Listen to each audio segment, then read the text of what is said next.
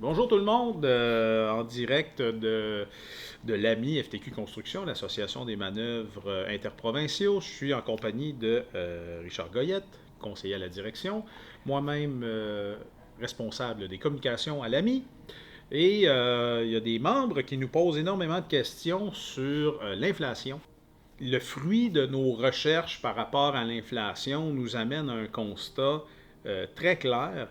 Et c'est pour ça d'ailleurs que Richard est ici avec nous. C'est pour discuter de ce qui s'est passé aussi dans les années où ça a été plus difficile dans le secteur de la construction, notamment dans les années 80.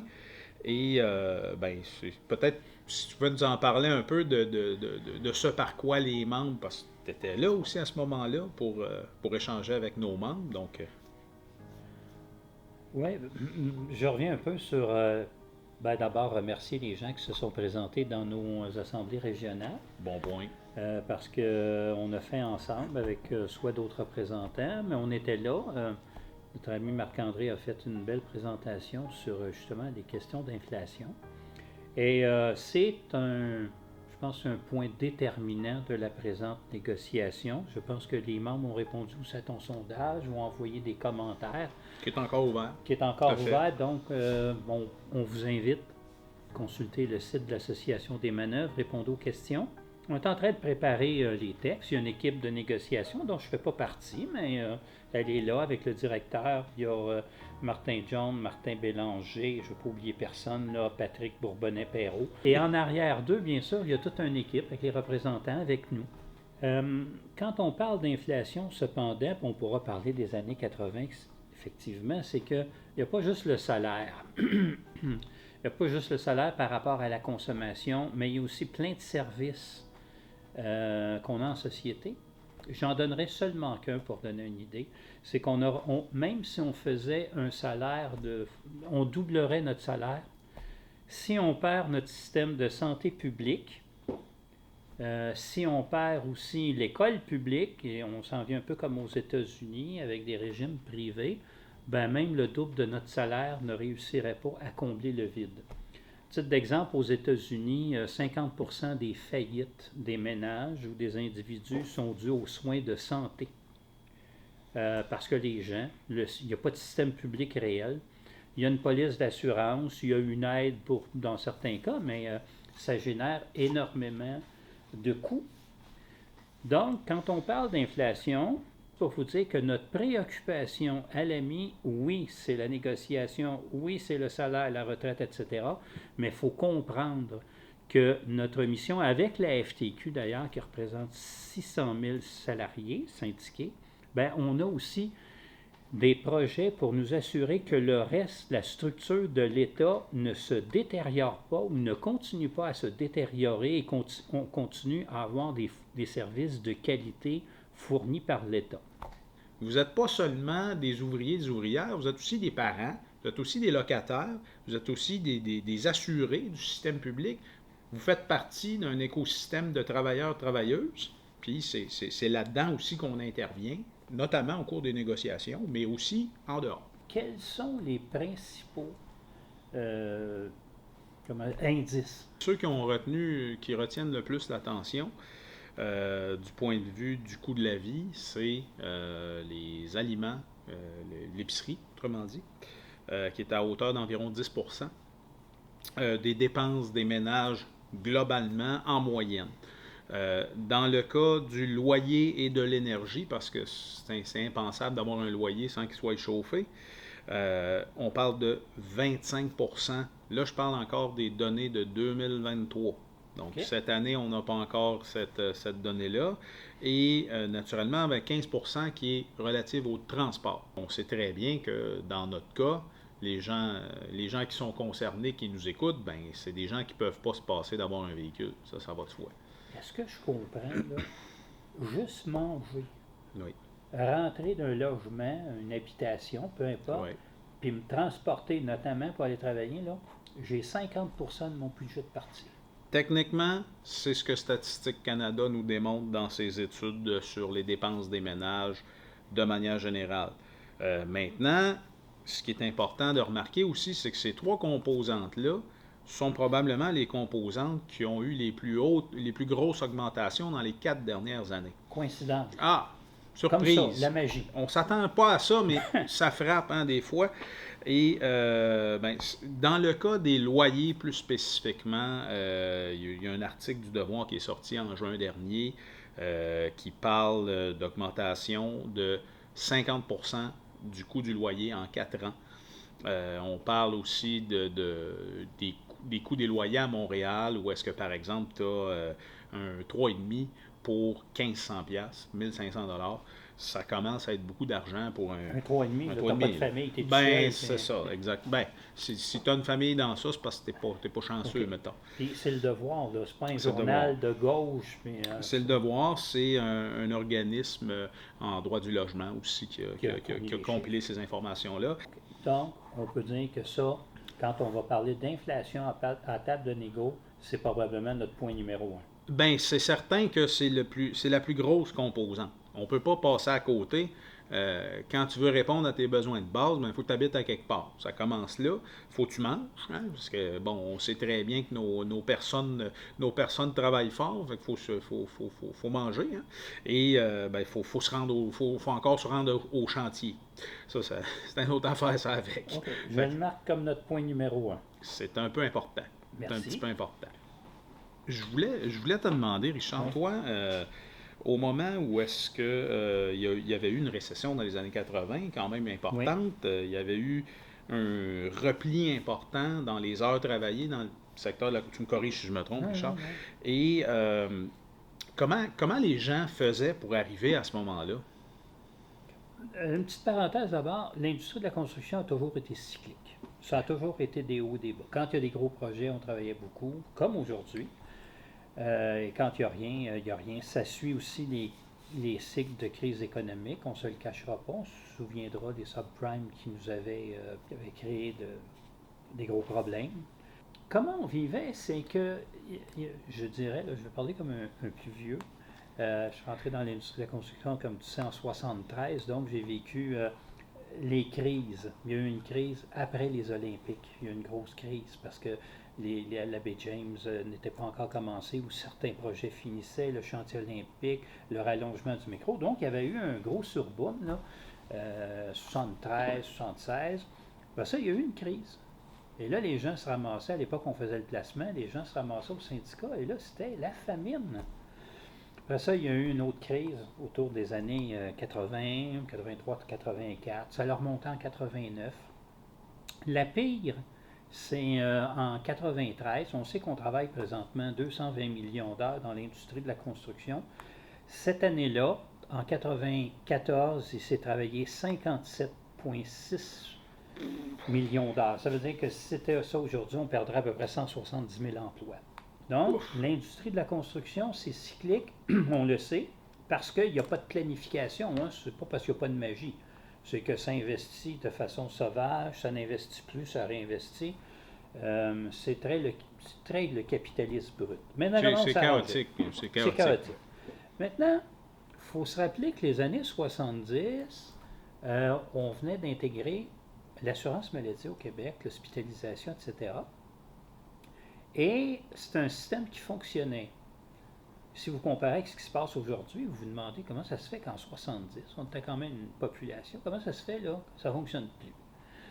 Bien, il faut se demander, on pourra revenir sur le médical, mais disons que présentement, il y a un surplus et les crises, que ce soit à cause, j'en parlais, là, de la santé qui nous fait dépenser plus de différents services. Bien, ce que tu pouvais arriver à l'époque avec ton chèque de chômage, parce qu'avant on appelait ça l'assurance chômage, tu pouvais arriver, c'était pas la fin du monde, mais les prestations, par exemple, d'assurance emploi, n'ont jamais suivi les augmentations, même pendant plusieurs années. Le gouvernement fédéral n'a pas indexé les prestations d'assurance emploi. Dans les années 90, et le gouvernement fédéral a pris l'argent qui était destiné à l'assurance emploi et le gardé dans ses coffres. Donc, notre régime d'assurance emploi qui paie aujourd'hui... les données que j'ai, c'est au niveau du maximum assurable, le maximum que tu peux avoir par semaine, c'est 668. Imaginez, là, 10 ans d'indexation, même si c'est 3 % par année, C'est beaucoup d'argent parce par que année. le deuxième 3 %, c'est 3 % de 3 %, puis là, ça vaut plus. Les joies de l'intérêt composé. Les joies de l'intérêt composé. Je ne dis pas qu'il faut vivre sur le chômage, mais quand on sait que nos travailleurs, puis c'est des chiffres que tu soulignais, si on sait que nos travailleurs travaillent à peu près, admettons, ceux qui font des bonnes années à 1500 heures par année, ben, ils ont 500 heures à combler avec l'assurance emploi. Exact. Puis là, l'assurance emploi, elle n'est plus à la hauteur de sa mission. Tout à fait. Et là, ça veut dire que nos gens ont encore une fois, malgré l'inflammation, Oui, parce que Je m'en ça allais, brûle. mais il peut avoir Parce que un l'argent brûle dans ses poches. pas un accident de travail. Mais malgré l'inflation, les gens n'ont pas les bénéfices auxquels ils ont droit. Le régime de santé a diminué sa couverture. On se souvient que les enfants en bas de 16 ans, les soins dentaires étaient compris. Aujourd'hui, ils ne sont pas compris. Il y a des médicaments parfois qui sont difficiles à obtenir, etc. Donc, c'est beaucoup dû à la pièce. Là. C'est du beaucoup à la pièce. Donc, nous, on a un régime d'avantages sociaux dans l'industrie de la construction qui date de la fin des années 60, qui vont couvrir justement certains services. Mais plus le gouvernement baisse ses services, plus nous, on est obligé de compenser notre système d'assurance. Il y a un des grands scandales que je trouve de ces temps-ci, c'est les médicaments et les médicaments génériques. Oui. Je comprends que les laboratoires font de la recherche, il y a des scientifiques, il y a des gens qui cherchent, mais quand on regarde les marges de profit en milliards Oui. des pharmaceutiques, ça n'a pas de bon sens qu'on ne mette pas rapidement des génériques sur le marché. Nous, notre plan d'assurance paie les génériques et si c'est un médicament original, il va coûter un peu plus cher. Donc, notre police d'assurance, si on veut être capable de conserver notre pouvoir d'achat sur les médicaments, sur des traitements, sur les psychologues présentement, là, Oui. est-ce qu'ils ne sont pas fournis à la population? On sait, là, même si on lit les journaux là, les plus conservateurs possibles, ne cessent de nous parler des problèmes de santé mentale. Oui. Mais payer des psychologues, ça prend du fric. Et ça s'appelle la police d'assurance. Donc, il faut augmenter notre police d'assurance, mettre plus d'argent dedans, principalement aussi parce que l'État s'est désengagé. Alors, dans le cadre de l'inflation, puis quand on est à la table de négociation, il faut penser à ça aussi. Le gouvernement a une lourde responsabilité quand on va négocier parce qu'il ne joue pas son travail. Il ne fait pas son travail. Je m'excuse, il ne joue pas son rôle, il ne fait pas son travail. On attend encore pour une assurance complète médicaments. L'assurance médicaments du Québec, il y a des médicaments très importants qu'il ne couvre pas. Tout à fait. Et si on va en grève, le gouvernement nous passe une loi spéciale d'un an pour dire vous ne pouvez pas faire ça, vous arrêtez l'économie. Bien là, vous arrêtez l'économie, mais traitez ma famille, traitez-moi, je n'arrêterai pas l'économie. Je suis obligé d'aller me battre pour maintenir un niveau de vie que j'avais dans les années 80. C'est pas drôle, on est en 2024, on aimerait avoir ce qu'on avait dans les années 80. On a un problème de société. Fait qu'en gros, ce que tu es en train de me dire, c'est qu'à travers, même à travers la médic, les effets de l'inflation sont énormes. Ils sont énormes. On peut penser à notre fonds de retraite aussi. Oui. Tout à fait. Qu'est-ce que je vais avoir comme fonds de retraite? Puis là, j'aimerais ça te relancer parce que tu as fait les réunions avec nous, la tournée. On était dans. Qu'est-ce que tu disais aux gens sur justement par rapport à la retraite et à l'argent, ce qu'elle vaut maintenant? Ce que j'expliquais par rapport à premièrement, L'usure au travail. la longévité. Ben, c'est ça. En France, il y a un concept qui s'appelle la pénibilité du travail, qui est très bien expliqué en France, où est-ce que tu as une différence de 6 ans d'espérance de vie entre un ouvrier et un supérieur, un gestionnaire, un cadre, un gestionnaire. Exactement. C'est différent un peu des foreman sur les chantiers de construction qui ont déjà été des ouvriers aussi. Ça équilibre. Mais ceci étant dit, on a une double peine. Donc, la pénibilité du travail se fait à deux niveaux. C'est-à-dire que les conditions de vie de nos travailleurs, travailleuses sont problématiques. Arthrose, mésothéliome avec l'amiante, maladies professionnelles, lésions professionnelles, etc., etc., des blessures, des fois déclarées, des fois pas déclarées, qui font en sorte qu'ils passent, qui ont des conditions de vie beaucoup plus difficiles, en plus d'être d'avoir une espérance de vie plus basse, là, carrément. Là. En raison de En ces raison du conditions. travail. En raison du travail, carrément. Donc, quand on nous dit, quand certains nous proposent d'augmenter l'âge de la retraite, je trouve ça très baveux. Pour le moins. Minimum. Merci. Je reste poli. La sécurité d'emploi n'existe pas à toute fin pratique dans l'industrie de la construction. J'aimerais ça, si j'étais un membre, là, j'aimerais ça que tu me convainques que c'est important d'être à l'AMI, d'être syndiqué. On s'en aperçoit en faisant le service au quotidien. Ce que je veux dire, c'est que celui que ça va bien, rentre le matin, il a la chance d'avoir un employeur responsable, il ne se pose pas de questions, la vie est belle, puis il a raison. Mais ceux qu'on rencontre ici, et on l'a vu là, au chantier de Square Phillips, pas de sécurité, un chantier mal tenu, un décès. On a eu dans les dernières 5-6 semaines 4 décès dans l'industrie de la construction. Bien, des chantiers qui vont bien peuvent même venir des chantiers assassins. On ne sait pas. Ou te blesser. Qui va t'aider? Ici, on donne le service. Ça peut être la réclamation, ça peut aller jusqu'à l'audition. C'est pas facile, le système. Des fois, les gens trouvent que c'est long. C'est la même chose avec l'assurance emploi. Tant que la vie va bien, tu t'en aperçois pas. Problème de retraite? On a décidé de ne pas verser ton salaire pendant 2-3 semaines parce que l'employeur dit qu'il y a des problèmes financiers, faillite, peu importe. C'est là qu'on est. Donc, encore une fois, le syndicat est là pour donner du service, mais plus que ça. Imagine un peu un travailleur qui s'en va voir un boss, il n'est pas syndiqué, puis il dit « Moi, je veux travailler dans la construction. » Bien, rappelez-vous, en 1993, quand le gouvernement libéral a désyndiqué le secteur résidentiel, bien, il y a eu jusqu'à des suicides. Parce que les gens tombaient plus syndiqués, perdaient leur fonds de retraite, payaient leurs assurances. Et là, on payait le monde. Ça ressemblait un peu au Mexique. Là, pour ceux qui ont été dans le sud des États-Unis, au Mexique, il y a quelqu'un dans le pick-up, là, puis il pique le monde, puis toi, aujourd'hui, tout allait bon. C'est ça qui peut arriver. Les emplois non syndiqués, c'est un problème. On sait que, tiens, je pense que tu as fait une recherche sur les chiffres, Marc-André. Tu pourrais peut-être nous les donner, par exemple? Oui, statistiquement, au Québec, un travailleur non syndiqué gagne 5 $ de moins qu'un travailleur syndiqué en moyenne. Pour un travail équivalent. Même affaire.